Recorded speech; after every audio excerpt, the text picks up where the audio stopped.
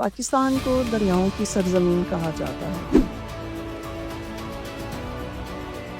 क्या आप तसव्वुर कर सकते हैं कि दरिया जो ज़िंदगी देते हैं वो ज़िंदगी छीन भी सकते हैं और अपने पानियों पर बसे शहरों को तबाह बर्बाद भी कर सकते हैं। इन दरियाओं का गुस्सा जब उमड़ता है तो बस्तियों को तारीख बना देता है। अस्सलाम वालेकुम। 2025 में हम देखें तो हालिया जो दिन है, जो गुज़रते दिन है, इन दिनों में जो सबसे ज़्यादा हमें जिस आफत का सामना है वो सैलाब है। और नाजरीन, आपने देखा होगा कि इस सैलाब ने बहुत सा हमें नुकसान पहुंचाया है।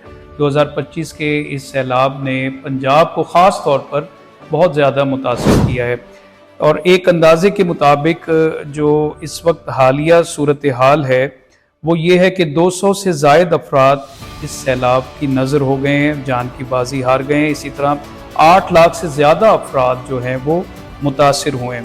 तो दोस्तों, अगर हम देखें तो ये एक बहुत बड़ी तादाद है जिसमें बहुत से ख़ानदान एक गम की कहानी बन गए हैं हमारे सामने, और उनके जो सामान हैं, मवेशी हैं और दीगर जो उनकी ज़मीनें हैं, फसलें हैं, ये सब कुछ इस सैलाब की नज़र हो गई हैं।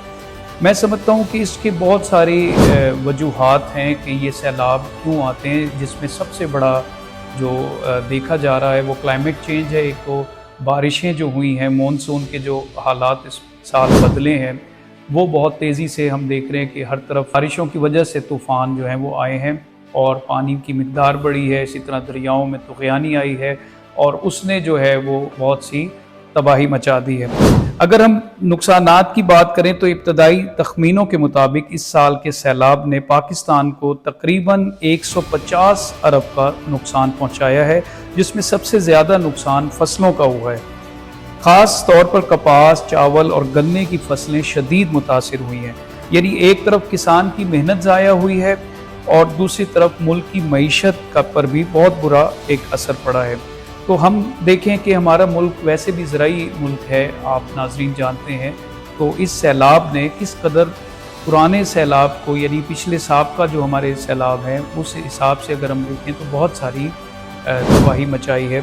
ख़ास करके जो हमारे मुल्तान डिवीज़न के गिरदोनवा में है आबादियाँ और देहात हैं, उनको बहुत शदीद नुकसान पहुँचा है। अगर हम अब देखें कि इस सैलाब की वजूहात को अगर हम जमा करें तो जैसे कि मैंने आपको कहा कि एक तो क्लाइमेट चेंज है, मॉनसून का जो स्पेल है वो इस बार बहुत ज़्यादा हो गया।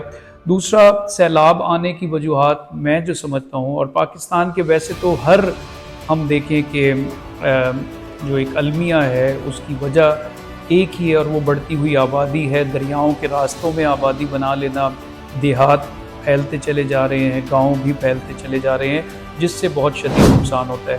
और मैं एक बात हमेशा कहता हूँ कि हमारे यहाँ अवेयरनेस की भी बहुत कमी है। हम पर जब मुसीबत आ जाती है हम लोग उस वक्त जागते हैं।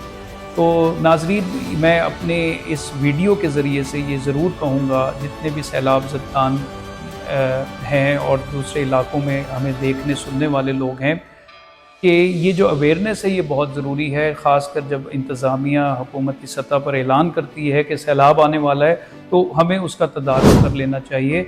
हमें उस पर सोचना चाहिए कि इंसानी जान से बढ़कर कोई और दूसरी चीज़ नहीं है। अभी बहुत सा डाटा इकट्ठा किया जा रहा है जिसमें पता यही चल रहा है कि लोगों को पहले इन्फॉर्म कर दिया गया था। जैसे सबसे ज़्यादा सैलाब से मुतासिर होने वाला इलाका जो है वो जलालपुर है, तो वहाँ एक हफ़्ता पहले अनाउंसमेंट कर दी गई थी कि आप अपना इंतज़ामात कर लें, पानी की सतह बुलंद हो रही है और कभी भी सैलाब आ सकता है। तो मैं समझता हूँ कि लोगों को भी सोचना चाहिए कि सबसे पहले इंसानी जान है जो सबसे ज़्यादा कीमती है। दूसरा, मैंने बताया कि बढ़ती हुई आबादियाँ और दरियाओं के रास्ते पर जिस तरह जो है आबादियाँ बना ली जाती हैं, ये भी एक सैलाब की वजह है। आप क्या समझते हैं कि सैलाब की सबसे बड़ी वजह क्या है? तो वो हमें कमेंट्स में आप ज़रूर बताइएगा। और इसी तरह हमारे यहाँ जो मैं समझता हूँ जो ज़्यादा अमवात होती हैं या सैलाब की आफत का सामना करते हुए लोग इस दुनिया से चले जाते हैं, वो उसकी एक वजह जो है वो ये भी है कि हमारे यहाँ राब्ता सड़कें ना होने के बराबर हैं। हमारे यहाँ एक दो रास्ते होते हैं जो बड़ी मुश्किल से गाँव तक और देहातों तक पहुँचते हैं, जिसकी वजह से جو ہے لوگوں کا پھر ایک دم سے ایگزٹ ہونا، وہاں سے نکلنا بہت مشکل ہو جاتا ہے۔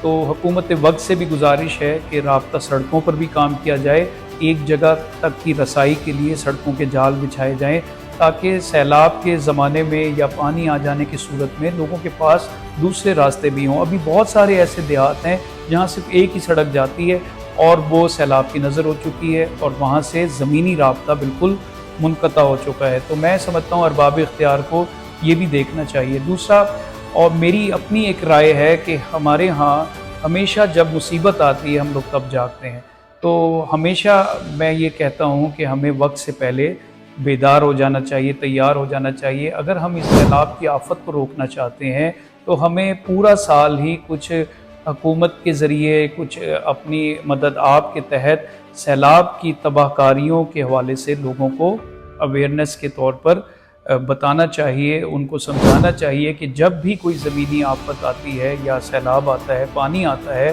تو اس کے بچاؤ کے کیا کچھ طریقہ کار ہو سکتے ہیں اور اپنی جان املاک کو بچانے کا بہترین طریقہ کیا ہو سکتا ہے۔ ہم لوگ اس کے اوپر بالکل بھی کام نہیں کرتے ہیں۔ اگر ہم آنے والی آفت کے حوالے سے پہلے سے تیار ہوں اور اس پر پہلے بات کر لیں تو میں سمجھتا ہوں کہ ہمارے جو لوگ ہیں وہ زیادہ محفوظ ہو سکتے ہیں۔ بہرحال ہم دعا گو ہیں جتنے بھی سیلاب زدگان ہیں، اللہ تعالیٰ ان کو جو ہے ان کے گھروں کو دوبارہ آباد کرے، اور جو یہ پانی کی جو آفت اس سال آئی ہے جس نے تباہی مچائی ہے، اس میں جو ہے اللہ تعالیٰ ہمیں اس آفت سے نکالے۔ تو ہمارے چینل کو دیکھتے رہیے اور ہم اسی طرح آپ سے مخاطب رہیں گے۔ اپنی رائے ضرور دیں اور ہمیں بھی بتائیں کہ سیلاب سے بچنے کے طریقے کیا ہو سکتے ہیں اور کیا ہم عام سطح پر رہتے ہوئے اپنا فرض کیسے نبھا سکتے ہیں۔ تو آواز کے سائے کی ٹیم کے ساتھ میں اجازت چاہوں گا، انشاءاللہ نئی ویڈیو کے ساتھ حاضر ہوں گے۔ تب تک حسن سید کو اجازت دیں۔ چینل کو سبسکرائب کریں، لائک کریں، شیئر کریں اور ہمارے ساتھ جڑے رہیں۔